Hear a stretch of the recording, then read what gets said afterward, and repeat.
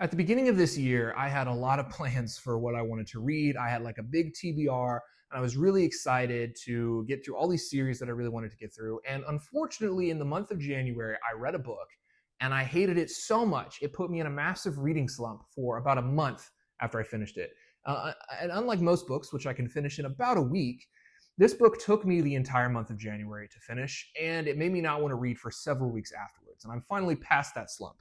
But I want to talk about that today because it is a classic. That book is Atlas Shrugged by Ayn Rand. Atlas Shrugged was written by Ayn Rand, and it is basically, I guess, a big manifesto for the philosophy of objectivism, which is beyond the scope of this simple booktube channel to explain to you. If you really want to know all about objectivism, one, you could read the book, I guess, if you have many months to spare, if you want to read 1,000 pages, or you could go look it up online. You know, there's many videos or articles that are explaining this. I want to talk about it today. I want to talk about why I hated it, and then I want to explain why I still finished it, but I also want to explain and talk about why I think you should read books, one that you don't, or finish books that you don't like, and also that what you should read books that you disagree with. Now, I want to get right off the top, before I really dive into the reasons I didn't like the book, is that I am not going to disparage the book because I disagree with the philosophy in it. I do mostly disagree with the philosophy in this book, and I think when you look at a lot of reviews of this book online, people either praise it or they critique it and bash it simply purely based on the message and the philosophy in it. And I don't like that. I think that there's a lot of things to talk about this book in terms of it as a book, like characters and writing and structure, all those things.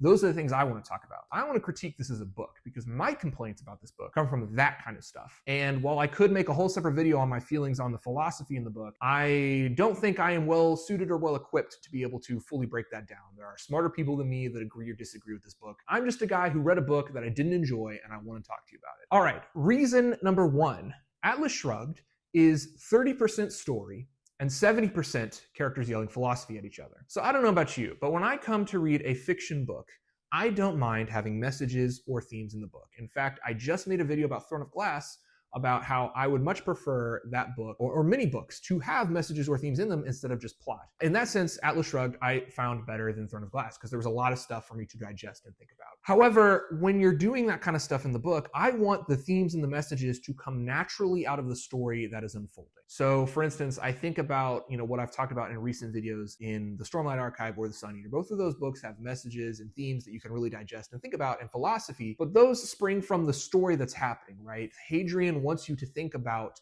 what it means to mix your body with machinery, what it means, does changing your body change your soul? Those are the kinds of things that are just happening in the story, and so you naturally think about that. What I don't want is characters that are just stand-ins for a philosophical point of view, and characters who just sit around and shout opposing viewpoints at each other and arguing philosophy. If I wanted to read that, I would go read a philosophy book. What you'll find when you read Atlas Shrugged is that the characters are not really characters. A character is a stand-in for a moral point of view. All the story is it's an excuse for this character to go into a situation that encounters a different viewpoint, and the two viewpoints to basically, for the author to argue with herself. Not argue with herself, to argue with the collectivists that she doesn't like. I don't like that. The characters in Atlas Shrugged, you'll find, don't feel like characters. They feel like Ayn Rand yelling at you about objectivism. And that's what I don't like. Now, again, I want to make that point clear. That stuff is bad, whether or not I disagree with or agree with the philosophy. There are books and there are movies that I have read or watched that have messages and morals that I agree with. But because they are so heavy-handed and because it is not, I feel like I'm not watching a story, I'm watching a mouthpiece, I don't like it.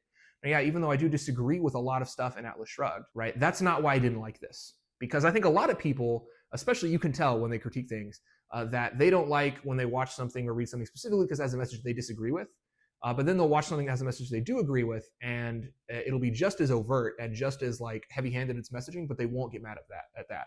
I'm not that way, okay? Whether I agree or disagree with the philosophy being said, I still would think these characters are paper thin and that the story was paper thin. Reason number two, I hated Atlas Shrugged. My goodness, the repetition. Atlas Shrugged, let me check here, is over 1,000 pages long. Let's see, my copy, this short little mass market paperback, was 1,070 pages long. All right, 1,070 pages.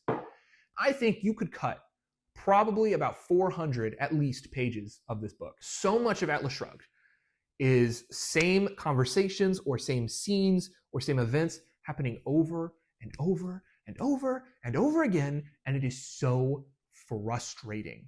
there's a chapter early on in part 1, I feel like it's chapter 4 or 5 maybe, where all the characters in the book get together and have this like party. And during the party, Ayn Rand like hops between these like different conversations where people are talking about philosophy, and the objectivist characters are walking around listening to these conversations, and they're so peeved that all these people are saying these things. And then there's like a big confrontation where somebody stands up and they're yelling philosophy at each other again, right? So it's like this big long party scene. We get a bunch of different points of view. We get a lot of arguments between characters, a lot of revelations, all this kind of stuff. It's a fine chapter. It's very long, but whatever. In part 2, there is, I kid you not, another chapter that is a party that does the exact same thing and is written the exact same way as that first chapter in part 1. These characters, they come together for a party. It's a wedding party. We jump around to a lot of the same characters from the first party in their little groups talking about philosophy. Characters meet each other. They argue about philosophy with each other. There's like a big confrontation between some characters where philosophy is being thrown around. I could not believe what I was reading. While yes, some of the conversations are different and there are different things being discussed and characters are at a different point in the story, it is written so similarly and it is in such a similar scene. Like the structure of the scenes are exactly the same. 2 parties with all the characters coming together for these parties, a bunch of different conversations that result in like a big conversation that everybody views. I just couldn't believe that I was like, I'm reading the exact same chapter. I'm reading the exact same chapter that I read before. In singular chapters themselves, a point will be explained and then explained and then explained and then explained and explained again.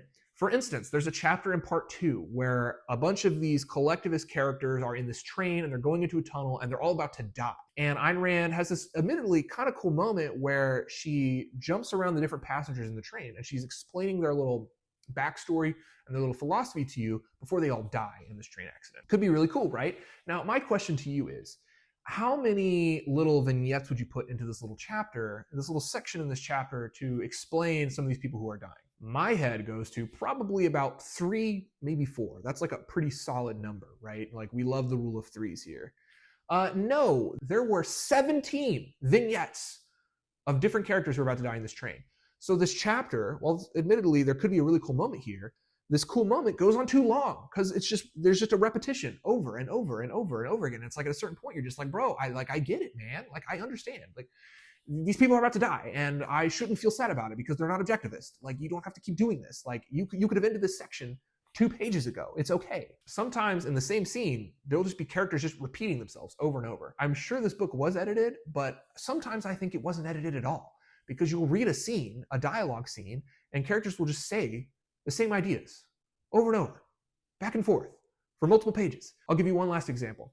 There's this scene, I think it's there's this chapter near the end of part 1 where Dagny is trying to figure out what happened to 20th Century Motor, this like old factory that they found. And she goes down this like long investigation to figure out what's going on. I kid you not, okay? The same scene plays out like 5 or 6 times in a row. Dagny goes to a guy who's, doing something, and he used to work at 20th Century Motor, and she is interviewing him about 20th Century Motor. And she's like, all right, what happened? And he explains what happened, and then he goes on and he always interrupts himself and goes on a long diatribe about how what happened there wasn't his fault. And if they had just listened to our collectivist method of running the business, it would have been fine. And Dagny has to keep like rating him and being like, oh, but what happened? Like the motor, all this. That same chapter, what I just described to you, that's like a 4 or 5 page scene where Dagny is interviewing a person, and they keep interrupting themselves and going on long diatribes about how nothing they did is their fault, all this stuff. At this point, you have read a scene where Dagny interviews a guy, and you're like, okay, and then that guy always ends up pointing her to somebody else eventually, and so she goes to that person. And you think, okay, I've seen the gist of the scene. I don't need to see like anything else. Like you can montage through the investigation now that we've seen a bit of the investigation. But no, we have to see that scene where Dagny follows the suggestion from the previous guy to the next guy and have the exact same scene play out where she interviews the guy and he talks about 20th Century Motor and he talks about how it wasn't his fault and she has to keep reining him back in and trying to get him to figure out what's going on with the motor. And that happens to like 4 or 5 different people. And you have to read every single one. It is insane that we have to read basically the exact same long scene, by the way, over and over again. It's like 5 times in that chapter. What are you doing, Ayn Rand? Montage through this. I don't need to read the same thing over and over. I get it. The collectivists are idiots and they think they didn't do anything wrong. I understand. But I also understood that the first time you did that scene, I didn't need to see it 5 more freaking times. What are you doing? Where's the editor? Why wasn't this cut down? Reason number 3 I didn't like Atlas Shrugged, and this kind of goes along with repetition, but the over-explanation. I really value subtlety in my books. Not every book has to be subtle. Obviously I like Brandon Sanderson. I wouldn't say he's a very subtle person, but I like it when a book or a movie presents something to you and wants you to figure out what you think about something, or wants you to do a little extra work to figure out what the book is actually saying. In Atlas Shrugged, everything is over-explained. Ayn Rand will explain something to you, and then she will stop the book, halt it in its tracks, and make sure you understand explicitly what she is saying over and over and over again. And it's annoying. There's zero subtlety. You will know exactly what the point of any given scene or dialogue or character or moment in the story is, because the thing will happen or the dialogue will happen, and the book will stop and go, hey, this is what this means, by the way. And that's so annoying. I feel like I was being treated like a child, that it was at a certain point, several hundred pages in, I'm like, okay, I get it. I understand. I already understood what you were saying before you stopped the book and told me what you were saying. But no, Ayn Rand thinks the people who are reading her book are idiots and morons, and she has to just constantly over-explain things to you. And I find that particularly very, very infuriating. The 4th reason I don't like Atlas Shrugged, I label this section the overdramatic paragraphs. So one of the reasons this book is so stinking long is because the way Ayn Rand writes this is that the story at every moment is halted for every little development, so that the inner monologues of the characters can have this long, dramatic paragraph where they're thinking about the state of the world around them. And it's fine every once in a while if you want your characters to stop and pontificate about the state of the world. For instance, I just made a video on the Sun Eater, and Hadrian does this quite a bit. But here's the thing. As much flack as people give for Hadrian being overdramatic, being flowery, Hadrian only pauses the story and interjects a little bit of philosophy and thinking about the world every once in a while. 3 or 4 moments in the book. Every once in a while you have a big moment where he'll be like, let me pause here and pontificate a little bit about the meaning of life and death. Right? He doesn't do that after every single moment. But when you read Atlas Shrugged, what'll happen is something very small. And this is what's crazy, is it's not even big moments.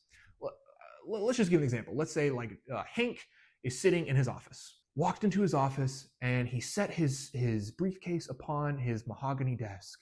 And then the book will pause, and Hank will have some inner monologue where he'll look and be like, wow, look at this mahogany desk.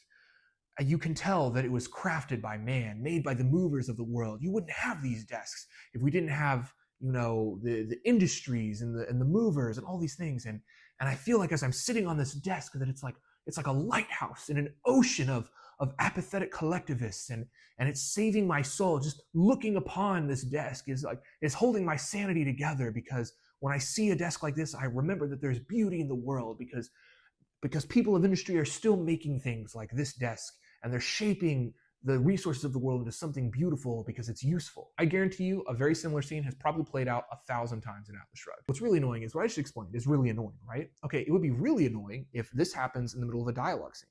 And it would be really annoying if these paragraphs happen in between each line of dialogue in a dialogue scene, right? That would be annoying. Okay, that's what a lot of dialogue scenes in this book are like.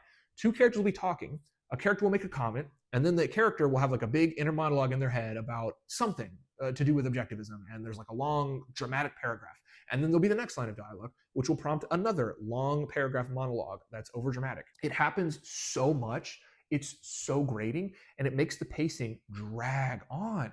This is one of those reasons this book is 1,070 pages long. Cut out some of these dramatic paragraphs and just let the story progress. I'm not saying that you can't have any characters pontificating and thinking about their philosophy. That's fine, right? That's obviously the point of the book. But don't have it happen this much. You could cut out hundreds of pages if you just let certain scenes of the story just play out like a story, man.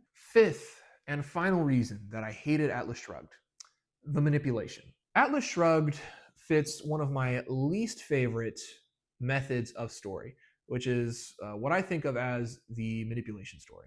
What I mean by that is every element of the story I mentioned before, how all the characters and story moments are basically stand-ins for this philosophy.